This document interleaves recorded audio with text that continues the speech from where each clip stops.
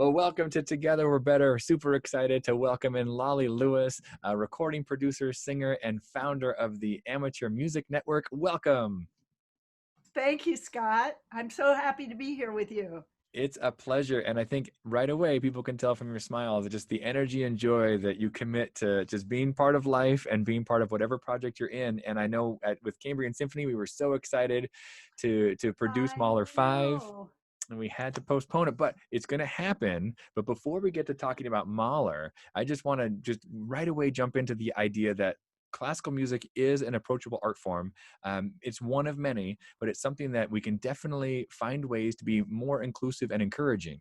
Well, I absolutely think so. In fact, you and I were talking about let's talk about Mahler, and I just laughed because what do I know about Mahler? I'm not an expert, but I listen, and I am so transported by Mahler's music that I could talk all day about it, and one of the things that I feel when we talk about music is that there's this standard. People hold themselves to a standard, like, am I the authority about Mahler or Beethoven or Mozart or any of this music? And we're faced with centuries of scholarship about this art form that people have been studying, and way smarter people than me writing books about all this music and talking about it in very deep and analytical ways. And I studied music in college, but I'm not that.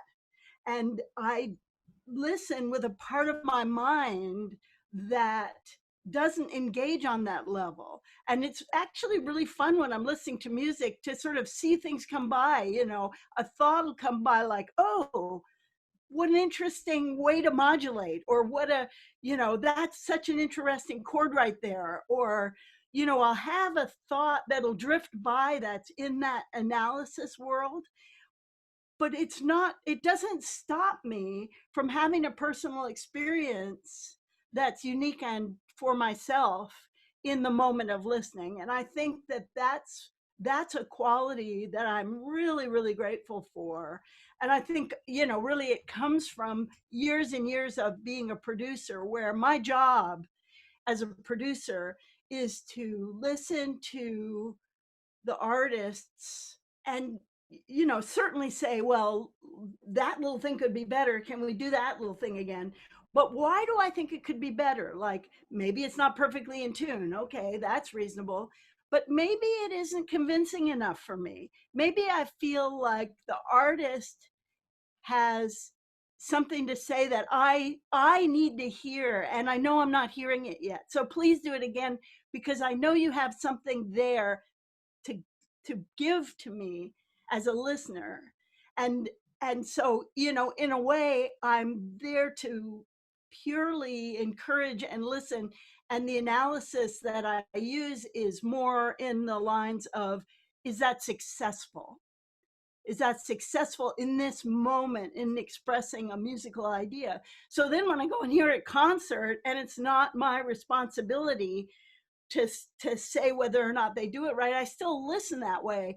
And I say, oh, well, that wasn't perfectly in tune, but I don't care, because it meant so much right in that moment. And it's more valuable, more musically valuable, to say something rather than having everything be perfect. Like, it's so that quality of listening has really brought me to a place of being able to immerse myself into the language of sound and the organized sound of music in a way that is, I don't know, maybe it's just the immediacy of it, the excitement of it, the thrill of being with people. God, I just miss it so much, Scott.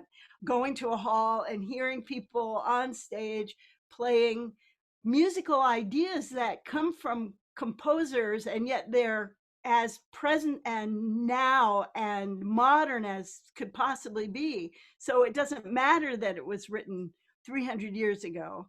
It's a musical impulse that's happening now in a room when we're all together. There's nothing like it. You don't need to be an expert to really love classical music. And so when That's we right. met, we talked about That's Mahler. right.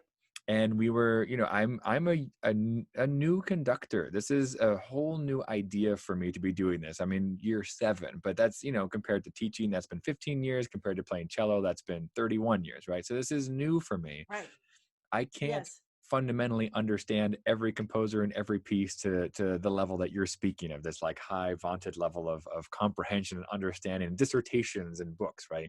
So there's a lot of feeling Exactly. involved, a lot of feeling involved. And I love what you said, that it might have been written 100 or 200 years ago, but we are still human today experiencing these things today.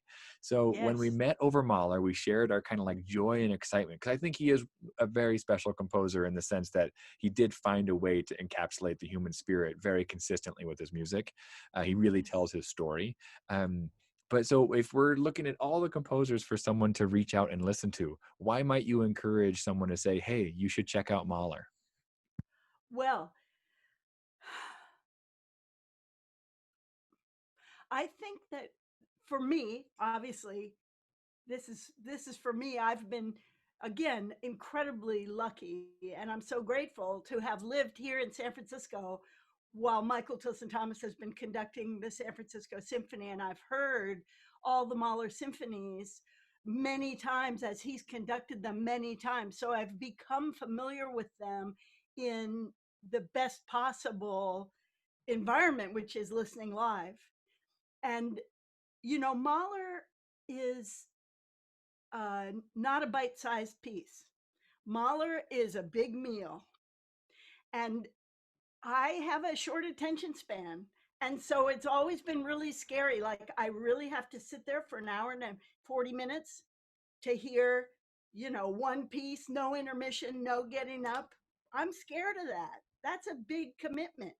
But the thing that I started to realize when I first started really loving Mahler was that what he has to say can only be said in that amount of time. It takes that long to say that thing. And the tension that is created as he takes an idea and develops these long sort of spinning these ideas out in various ways through long phrases, through restatements, through the instrumental, the orchestration, where it generally will have a tiny little sort of chamber orchestration that just builds and builds in this very organic way. So it became obvious to me at a certain point that what was happening within Mahler's music is that sense of organic growth, is that sense of, for me, the experience of going on a really long walk where you're walking through a forest and then suddenly you're up on a ridge and you see this great vista, and then you hear sounds in the distance, and then you're back in the dark woods again, and there's this quality of just having to keep walking, keep going. And and it it is so much an opportunity to really have a geographical and sort of a world experience. He creates these worlds that you can inhabit through listening, and so that sense of a journey, man, that is really exciting. And every time I hear a Mahler symphony, I feel like, oh boy, I get to go on this journey. And it's like going out on a trail, and you go in the springtime and you say, oh, I used to go this way, but now that's blocked off. I'm going to have to find another path. It's a little bit different. The stream's running or the stream's not running, and there's always something new. And I think that that's the quality that really drew me into Mahler, is that sense of the vast experience of these gigantic orchestral statements that it's just thrilling. for me. Well, and you said you've been able to see it live, so you got to experience it in that version, which is different than listening to a recording. But not only listen, but you got to sing Yes, that's right. And with the MTT, like with this with MTT. with this individual that had such a connection and a passion for Mahler. I mean, it must have just been unbelievably exciting, and to hear him talk about this is what's Yes. happening here, it must have been unbelievable. Well, and you know, we were talking earlier about, I'm not an expert. Well, Michael's an expert.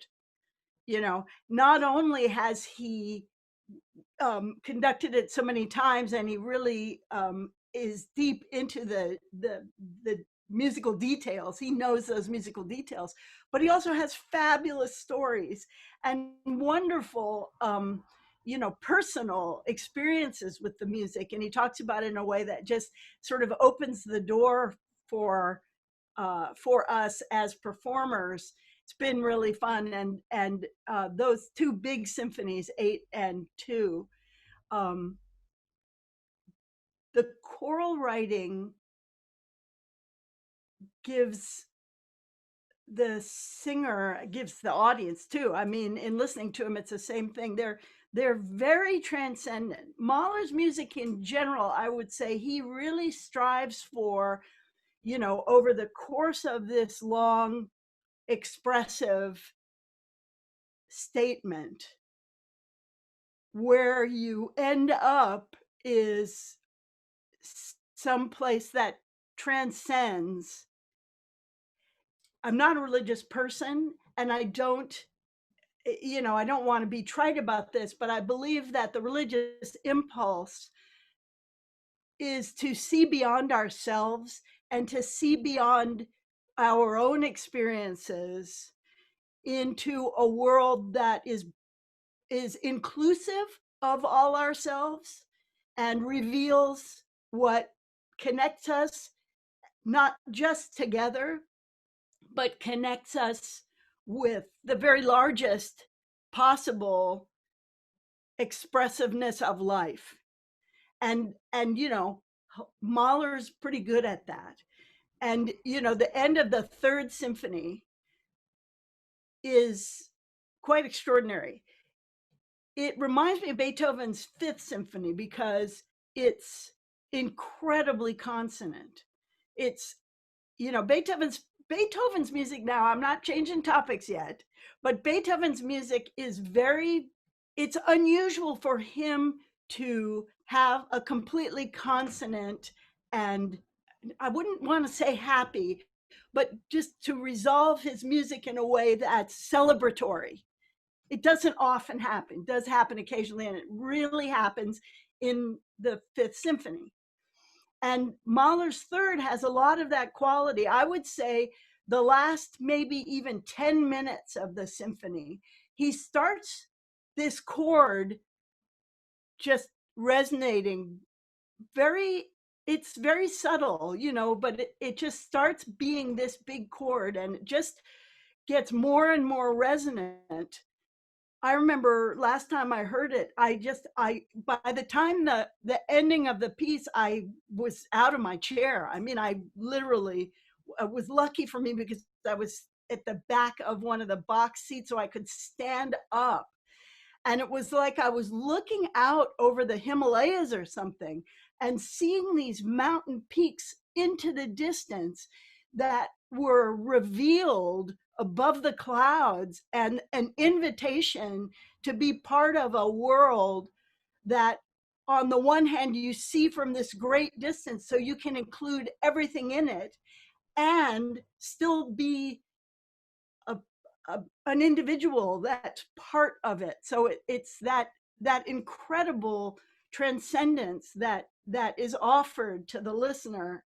And the end of the Second Symphony, and of course the Eighth Symphony, which is this incredible, um, the best way to describe what he does in the Eighth Symphony is the triumph of forgiveness, the triumph of love, to transcend our individual failings.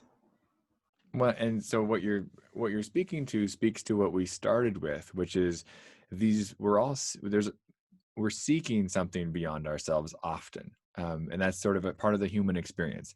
And through congregation and connecting with others, we can get a sense of that in the idea that it's hard to discover these things on our own, and being isolated and alone, especially right now when we're sort of in this very different format, we're sort of being taken away from some of those sort of natural inclinations of what it means to be human. And Mahler's music for me is what you Yes. just said. It's approachable in the sense, of course, like you mentioned, they're large pieces, so it's not just, if you're having dinner, maybe not just in the background, like it's an experience. But I would also argue that Yes. we need to celebrate these experiences, because text messages are too short to convey congratulations for a wedding. We need to have this ability to celebrate the larger things in life fully.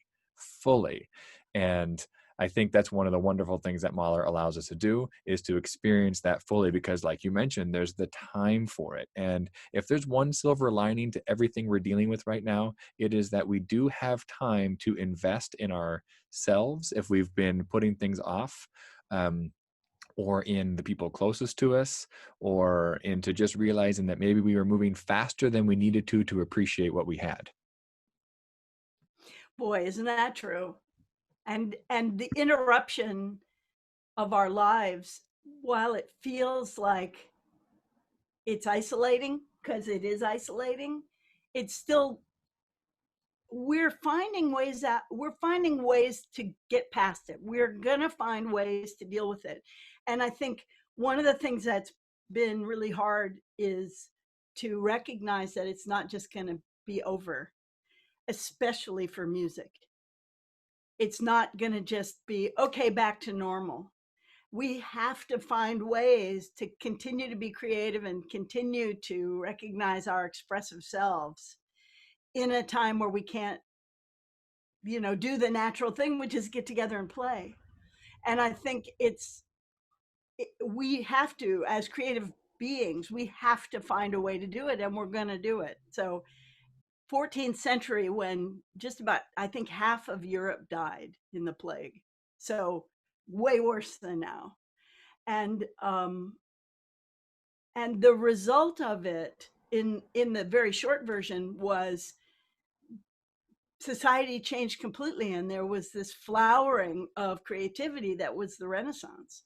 So, it's tough times, and the result can be something that's new blossoming for us. So anyway, that's my hope. Mine you as well. know And I think also, I was born in 1980. And so for my life, and I've mentioned this in some of the other interviews, is that in my 40 years, there hasn't been, of course, 9/11 happened. There were some tragic moments in our history, but my life didn't have to really change. I kept going to school, or I kept going, whatever it was. My life has been. And this is the first time for me, and for anyone else that's in their 40s, that maybe hasn't like actively served abroad or something, where their lives are being fundamentally impacted by this sort of collaborative need to support each other as we try and find solutions. yeah, exactly. And it's true. I mean, and I was alive during the Vietnam War, but I wasn't a soldier, so it wasn't.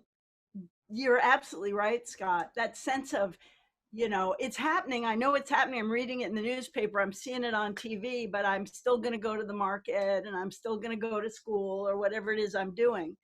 And this has really upended our lives in a way that we have to respect. And looking forward, like you said, this won't just, we can't just flip the switch on and music comes back as normal.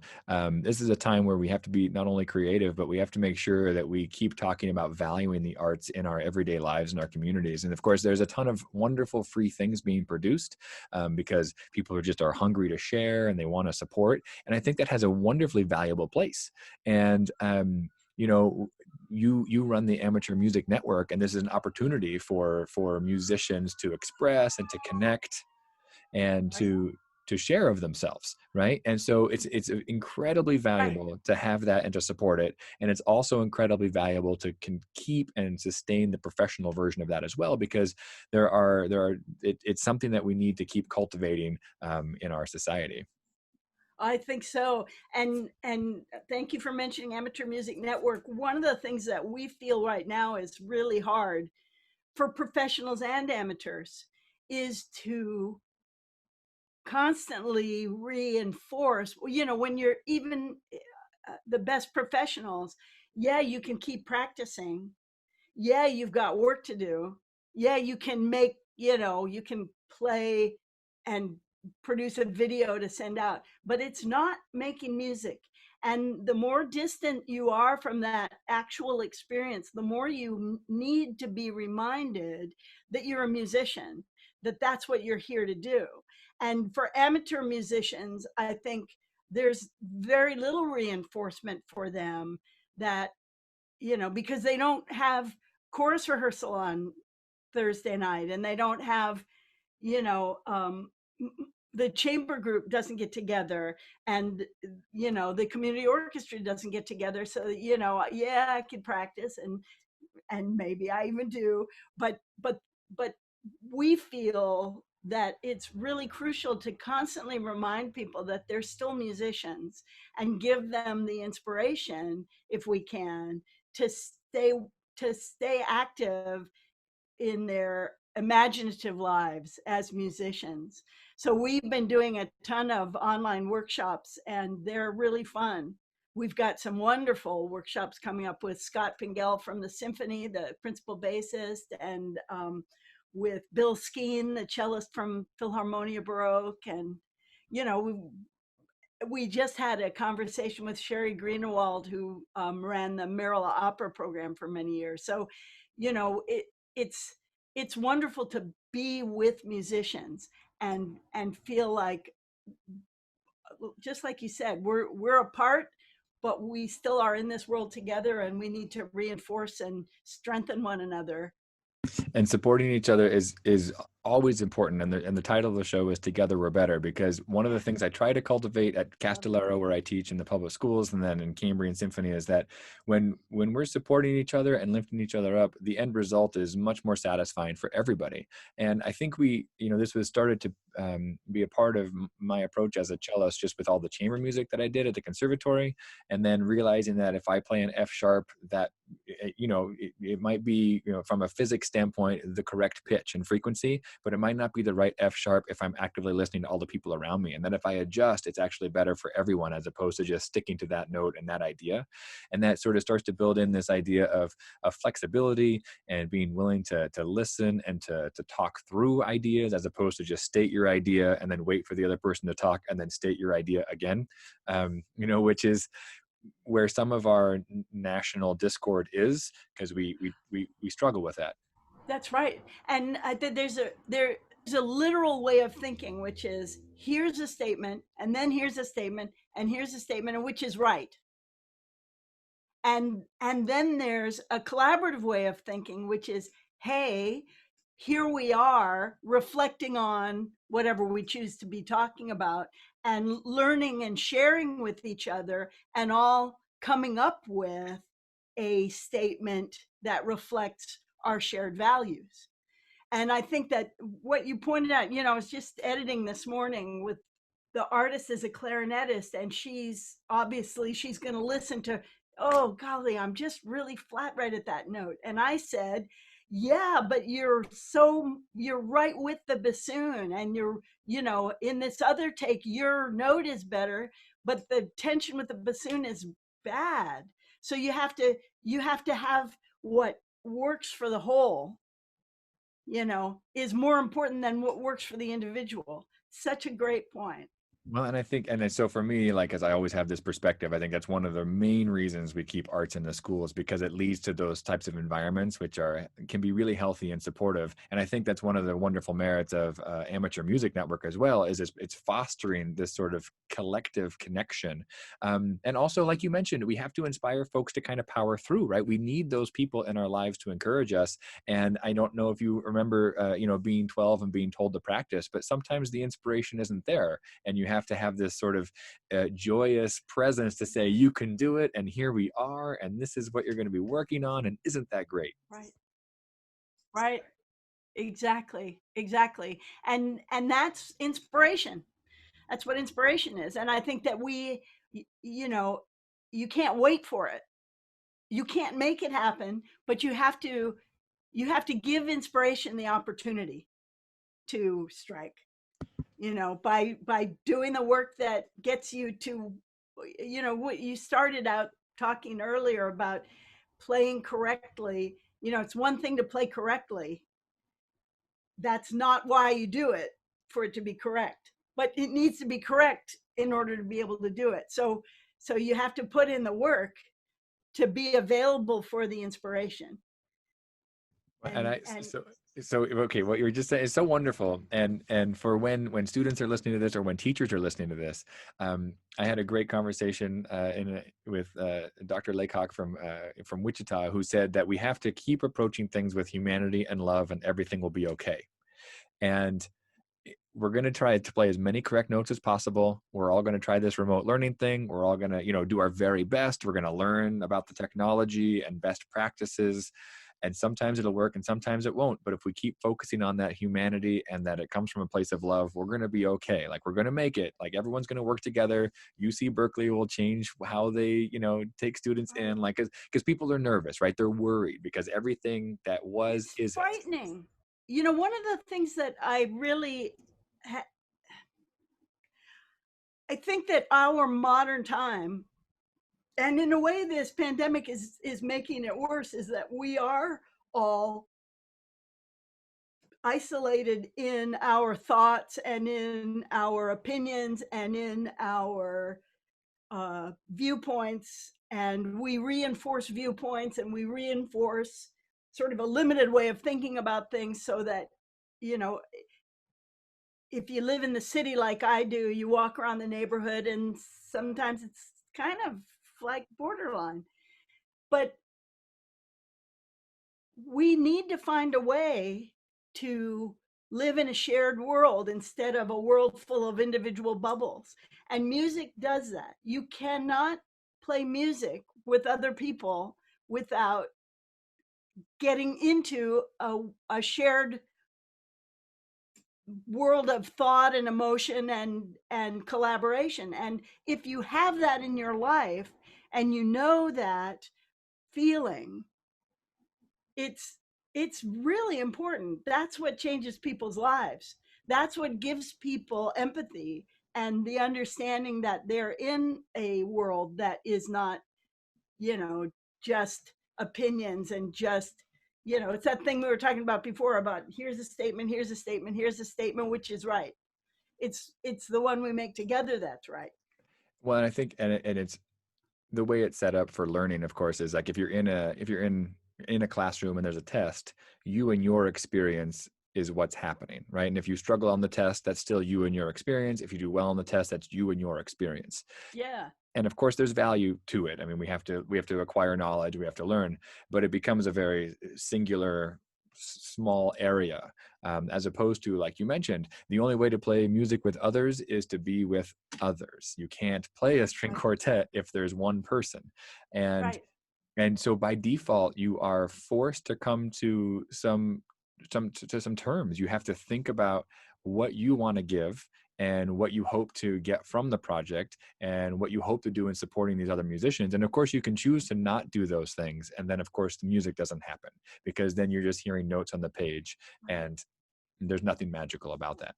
Right. And what you were saying before about the skill set of being with people and listening and surrendering the perfection path of, no, I must play it right.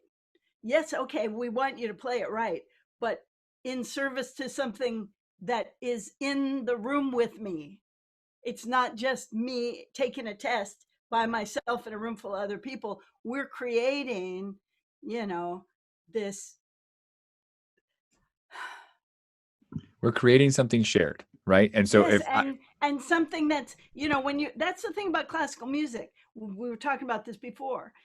It's uh, the first Haydn string quartet starts with this incredible set of chords. It's very radical. Who's Haydn? It's like comes out of nowhere. These chords, like you'd think it was Elgar or something, and it's so exciting when you hear it. You don't think, oh, well, this is 400 years old, so, or whatever, 300 years old. So, it's like distant. No, it's powerful. It's completely energizing. It's our minds speaking in this way that Haydn understood and we understand. And when you hear it, we share with Haydn. Talk a little bit about this project I worked on recently, these Beethoven violin and piano sonatas. So exciting. Actually, piano and violin sonatas is what Beethoven called them. Um, and we did them on period instruments.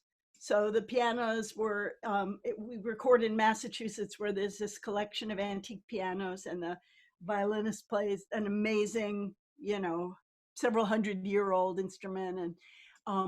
And for me, it was to learn this music in a way that was very, very exciting. Beethoven, we're talking about Mahler, and the tension that Mahler creates. How a great composer creates that tension that draws us in and creates a statement.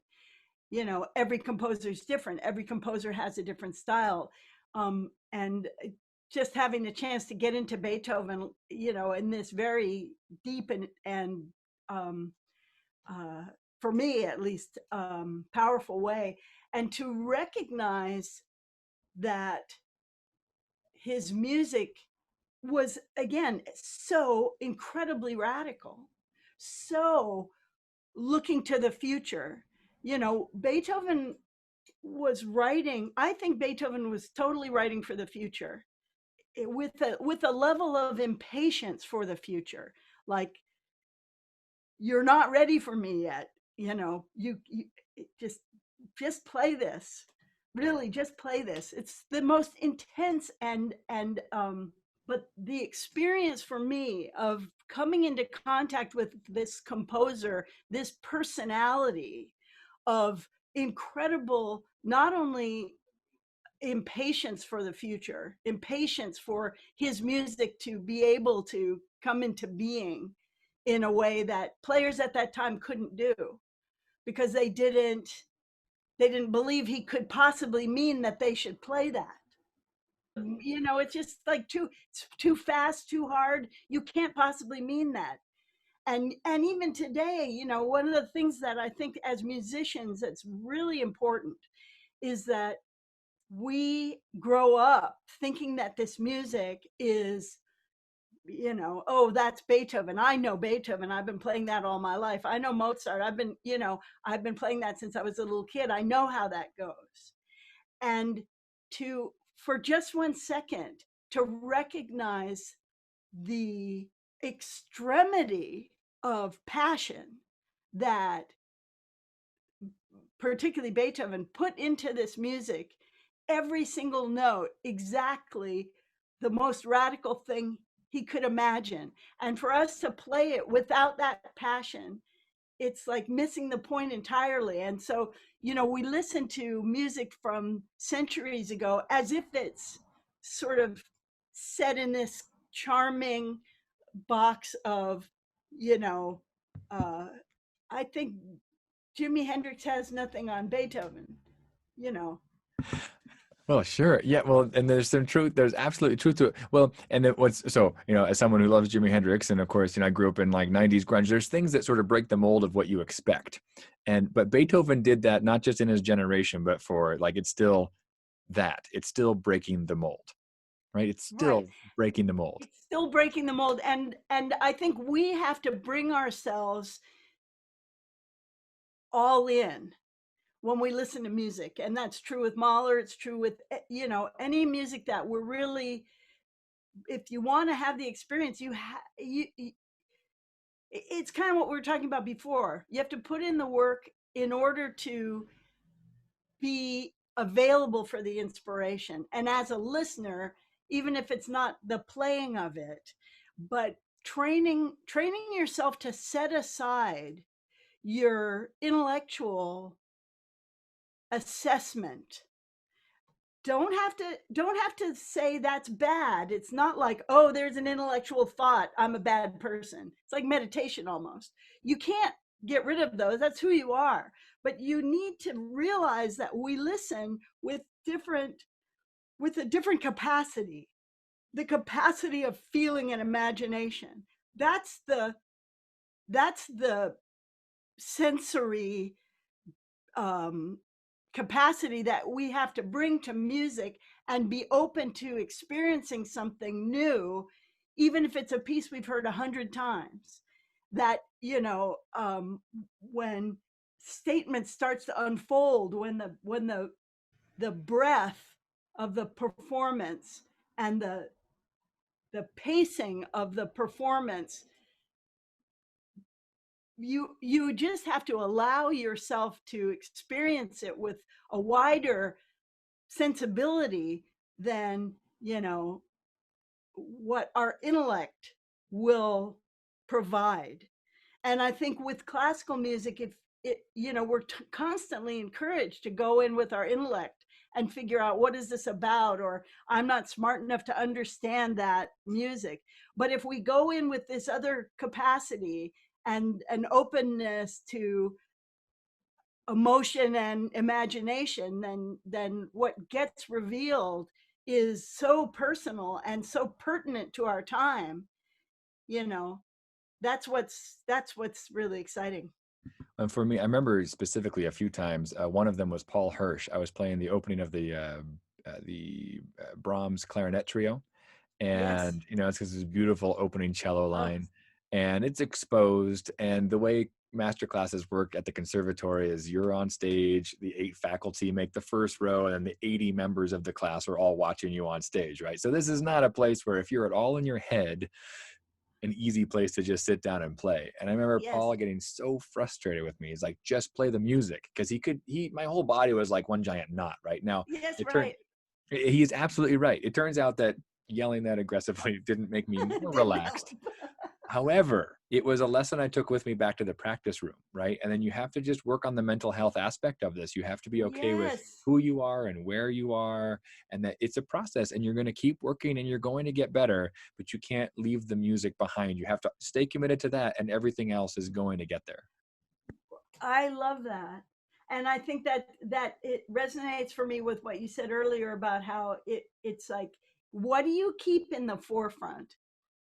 What do you focus on, whether it's, if we all come together with love, we'll get through this. If we all focus on the music, it's like, what gets you out of yourself and into a world that we share, whether it's as a performer or a listener or a human being. It's that shared world that we inhabit, and being able to see it as a shared world, and that we just inhabit it together. That's And music has the capacity to give us that, I think. I think it's a direct conduit to that sort of approach to life, right? It allows for that to happen in sort of a natural, organic way. I mean, if we're talking about Mahler symphonies being organic as a subject matter, the music and the arts are gateways for us to connect with feeling, to connect with others and how they're feeling, like you mentioned, with empathy.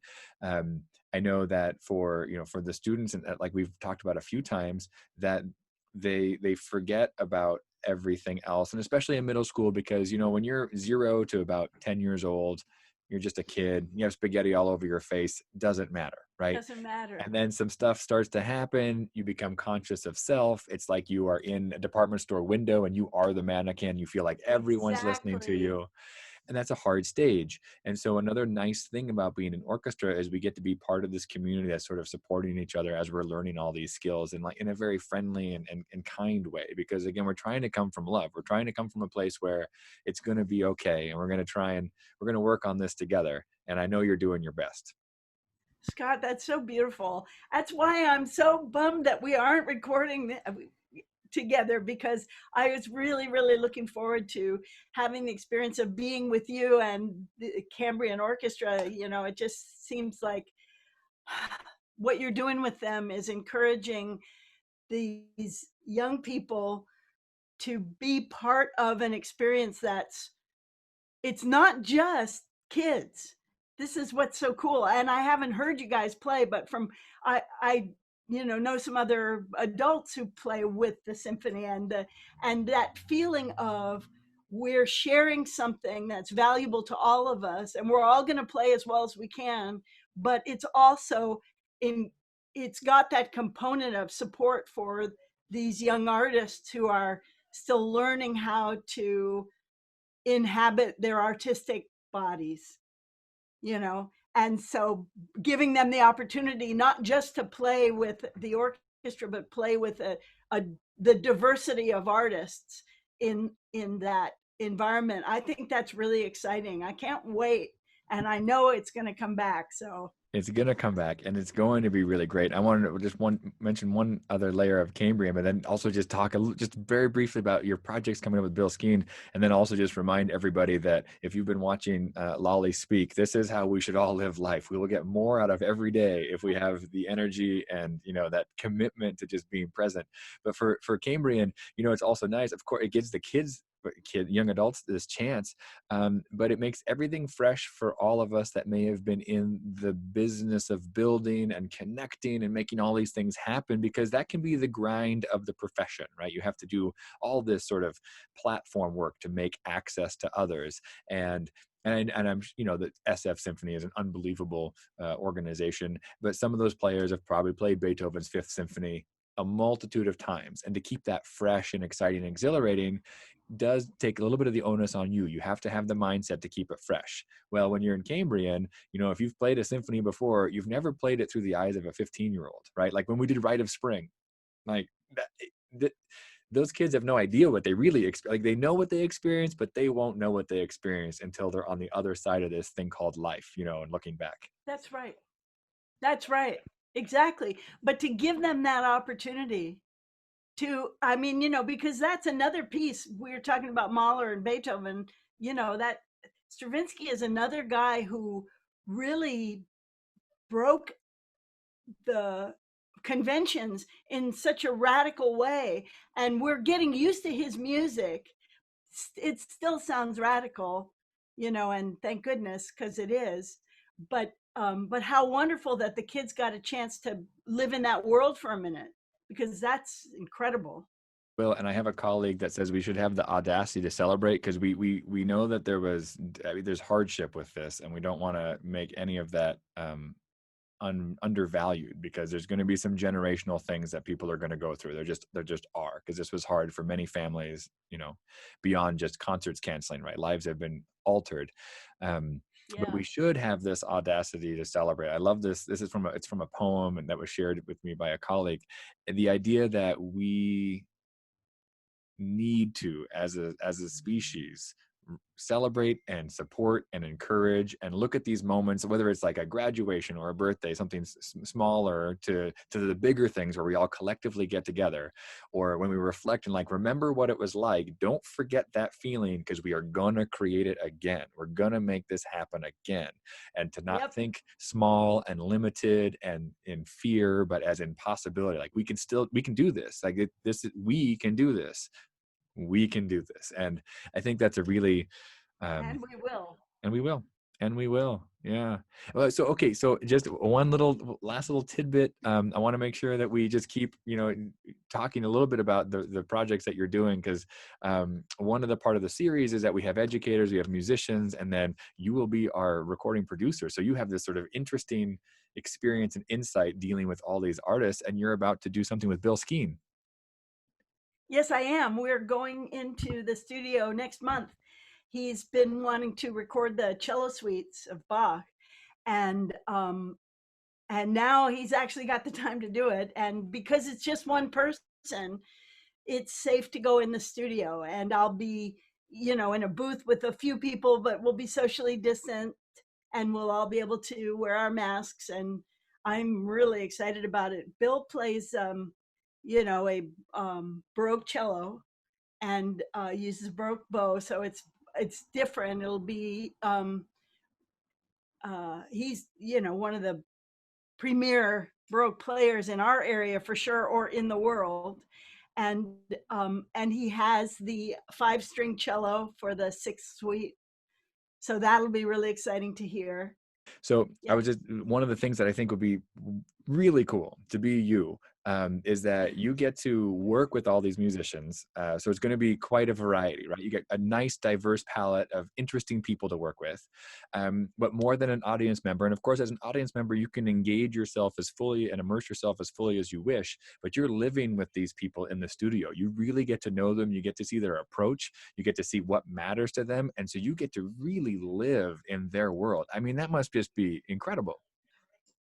For a music fan, which is what I am, it's the most incredible backstage pass, you know, because I do what you said is really true. I get to be a part of the intimate experience, the most intimate experience of music making, which is recording, because it's very internal.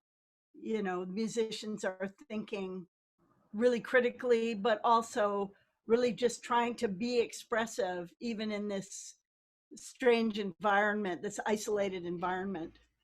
To see the most personal version of musicians, the most personal of relationships with musicians, really, aside from just being in the group and playing side by side. Because you get, and also what's interesting is that when you are in that group playing side by side, you also have your own little world you're dealing with, but you get to be fully engaged, but also as an observer. Yes, exactly. And how great, what a wonderful combination to experience this music. And I think what I've found is somebody that I could talk to forever. And part of the fun of all these episodes that we're putting together is getting to talk to just really dynamic, positive, interesting, and wonderful people. And so I'd like to just close by just, I would like to encourage anyone who's been watching to try and approach life in an open and present way, so that when you do go to the Grand Canyon, you pull it all in, not through your phone, but by just enjoying the grandness of it. When you go to a symphony, let your heart be open and to feel the music that's been spoke for hundreds of years and be in that shared experience. That's Um, right. your energy is what we need in the world, Lolly, and you're someone that understands what it means to be all in, and I thank you so much. It's my pleasure. It's really great to be with you, Scott. It's been a lot of fun. It's just terrific. And I just want to remind everybody that, together we're better, and let's always be our best selves.